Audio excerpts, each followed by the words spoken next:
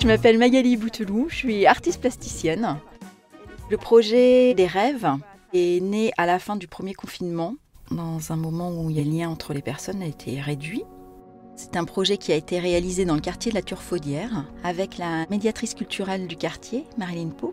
L'objectif, c'est de tisser des liens entre les habitants. C'était d'offrir un espace pour évoquer ces rêves, pour les mettre en lumière, pour les partager. Il y a eu 2 volets à ce projet. Un volet avec les habitants d'ateliers et l'autre volet qui est la réalisation d'une sculpture dans le quartier. La sculpture, c'est une mise en lumière des rêves des habitants. Aujourd'hui, vous allez travailler en images avec des magazines sur vos rêves. Avant, j'avais prévu de faire une petite relaxation avec les yeux fermés et puis une petite visualisation de vos rêves.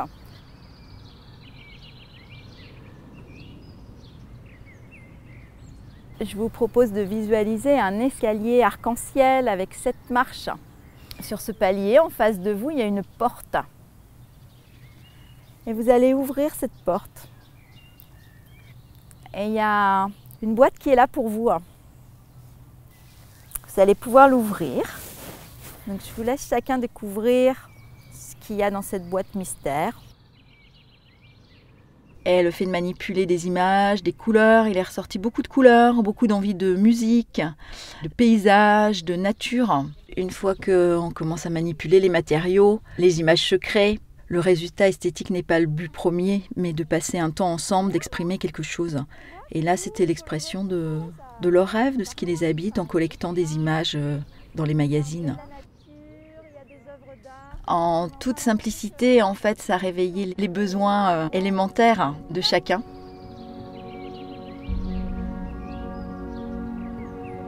Ce capteur, il a été installé entre 2 frênes. Pour moi, c'est une petite bulle de poésie qui est suspendue là, c'est discret.